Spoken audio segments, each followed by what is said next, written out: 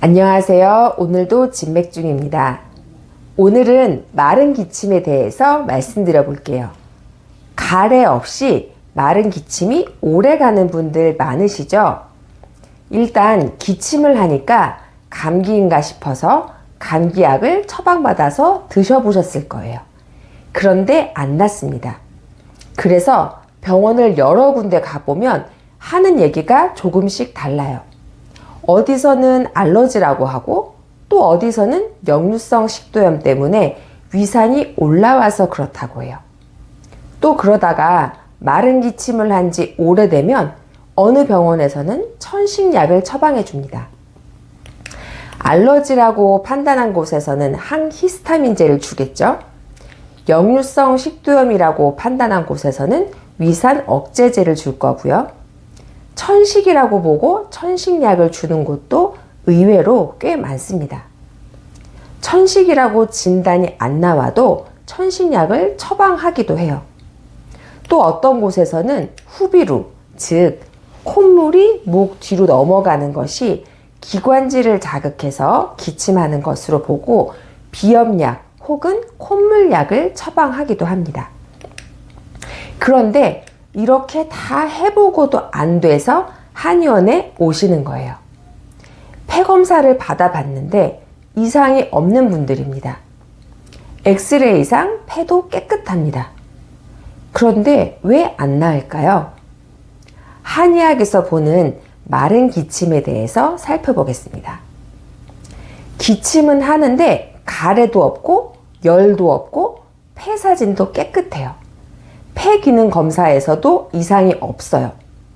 그런데 공기가 좀 차가운 곳에 간다든지 혹은 밤만 되면 혹은 말을 많이 하다 보면 마른 기침이 나오기 시작해서 한참 동안 멈추지를 않습니다. 이런 증상은 기침을 안 나오게 억제만 할 것이 아니라 마른 기침의 근본 원인을 치료해 줘야 합니다. 마른 기침은 말 그대로 진액이 말라서 생기는 기침입니다.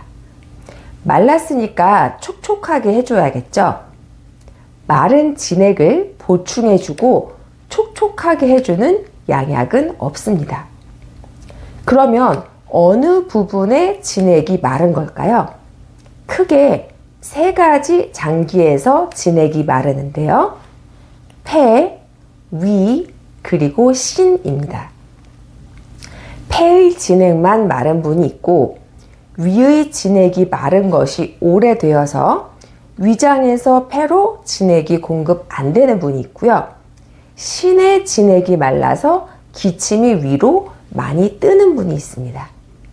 이 세 가지가 진맥으로만 아주 뚜렷하게 구분이 되는 건 아니에요.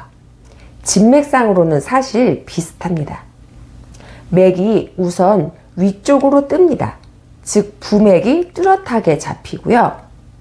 다음으로 진맥하는 손가락을 아래쪽으로 누르면 아래쪽에서는 다소 힘없이 꺼집니다. 음이 부족하기 때문입니다. 마른 기침은 기본적으로는 폐음어는 다 있고요. 여기에 위음어나 신음어는 환자분의 증상을 들어보고 폐음어에 추가를 합니다.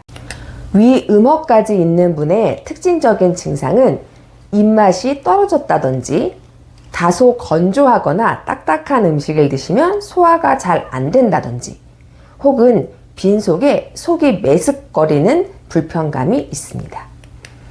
신음어까지 있는 분의 특징적인 증상은요.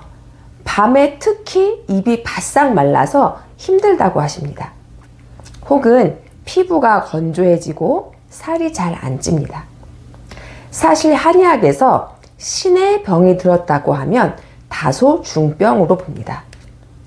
다른 장기의 문제보다 치료 기간을 길게 잡습니다. 그리고 마른 기침인데 한 번 기침이 나오면 매우 발작적으로 나오고 멈추기가 어려운 경우도 신음어까지 갔다고 볼 수 있습니다. 우리 몸에서 신이 하는 역할은 뿌리거든요. 뿌리가 약해지면 나무가 심하게 흔들리는 것입니다. 폐 폐는 나뭇잎에 해당을 하는데 나뭇잎만 말라서 바스락거리는 소리, 즉 기침이 나는 경우는 나뭇잎, 폐만 적셔주면 되고요. 위는 나무에서 줄기에 해당하는데 줄기는 뿌리에서 빨아들인 영양분을 나뭇잎으로 전달해주는 역할을 하죠. 신은 뿌리에 해당해서 여기가 약해져서 나무가 땅으로부터 영양분을 흡수하는 것이 부족해져서 줄기, 나뭇잎까지 말라있는 상태가 됩니다. 그러니까 폐음허만 있는 단계가 있고 폐음허에 위음허까지 있는 단계가 있고요. 폐음허, 위음허, 신음허가 다 있는 단계가 있습니다. 자, 이럴 때 쓸 수 있는 한약재료는 어떤 것이 있을까요? 폐음허를 적셔주는 대표적인 약재로는 맹문동이 있습니다. 위음허를 적셔주는 약재로는 옥죽, 용화육 등이 가능하겠고요. 신음허는 숙지황이 대표적입니다. 그런데 이런 약재 한 가지를 다려 드신다고 해서 좋아질 수 있는 것은 아니고 환자분 한 분 한 분마다 상태를 세밀하게 파악해서 처방을 완성합니다. 진액이 부족해서 말라서 마른 기침이 나는 것인데 마른 것을 적셔주지 않고 기침 자체만을 억제하는 것은 바른 치료가 될 수 없습니다.